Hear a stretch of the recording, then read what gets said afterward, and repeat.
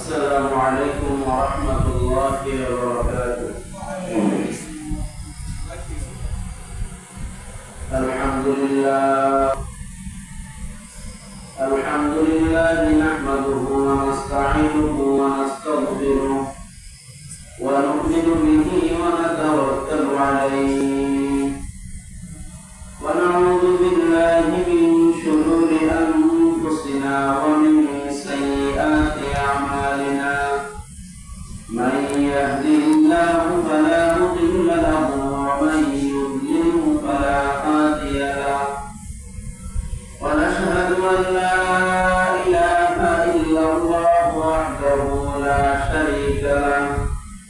ونشهد أن سيدنا ومولانا محمدا عبده ورسوله. أما بعد فأعوذ بالله من الشيطان الرجيم. بسم الله الرحمن الرحيم. يا أيها الذين آمنوا اتقوا الله وكونوا مع الصادقين.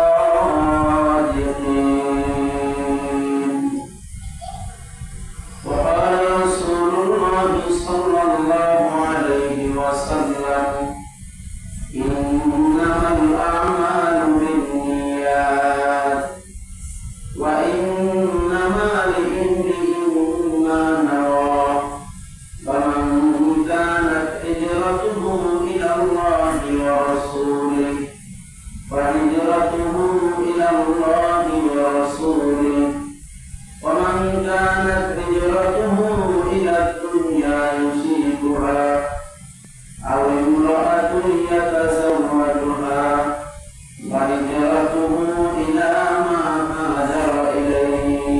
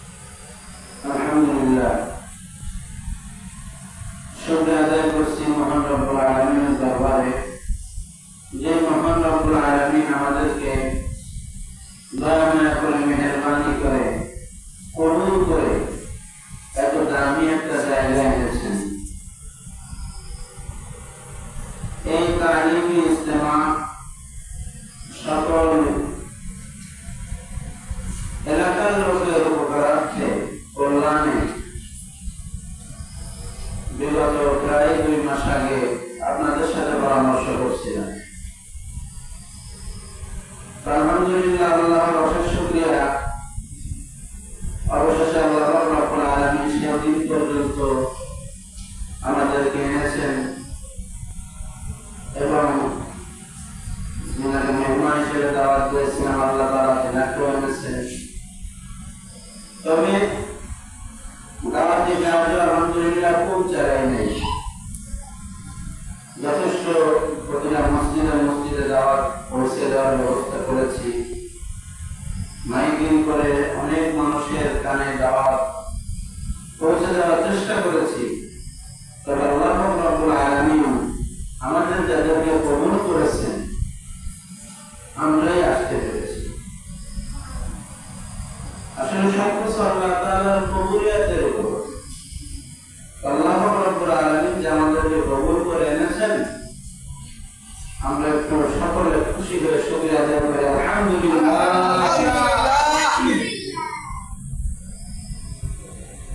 আল্লাহ হাবিব সাল্লাল্লাহু আলাইহি ওয়াসাল্লাম ইসলামের জন্য শক্তিধর মানুষের দোয়া করলেন আল্লাহর কাছে। ইসলামের প্রথম যুগে গরিবের মুসলমান নিয়ে তিনি কোরআনের ক্লাস করাইতেন আসহাবে সুফফা, তেনাদেরকে নিয়ে ক্লাস করাইতেন, দিন শেখাইতেন, মাসলা মাসাইল শেখাইতেন। মেলা মানুষ ছিল না, তো অল্প থাকার কারণে কাফেররা সুযোগ পেয়ে যেত নির্যাতন চালাইতে। এমন অবস্থায় আল্লাহ হাবিব সাল্লাল্লাহু আলাইহি ওয়াসাল্লাম দোয়া করলেন, আল্লাহ আপনি হয়তো ওমর ইবনে খাত্তাবকে কবুল করেন অথবা ওমর ইবনে হিশামকে কবুল করেন। ওমর ইবনে খাত্তাবের নাম তো আমরা সবাই মোটামুটি জানি, আর ওমর ইবনে হিশাম হইল আবু জেহেল। এই দুইজনের যে কোনো একজনকে যেন আল্লাহ কবুল করে। আল্লাহ রাব্বুল আলামিন ঠিক হযরত ওমরকে কবুল করে নেন ইসলামের জন্য। সুবহানাল্লাহ। তার মধ্যে অনেক কাহিনী কেমনে আল্লাহ রাব্বুল আলামিন অলৌকিকভাবে কবুল করেছেন। তো আমি আপনাদের সামনে কালামে পাকের ছোট্ট একটা আয়াত তেলাওয়াত করেছি এবং নিয়ত সম্পর্কে একটা হাদিস আমি পাঠ করেছি। যেহেতু আমাদের পথ চলা আজকে শুরু, আল্লাহ তাআলা যদি কবুল করে তো ইনশাআল্লাহ হয়তো আমি থাকবো না, চলবে। এজন্য কবুলিয়াত শর্ত, সকলে দোয়া করবেন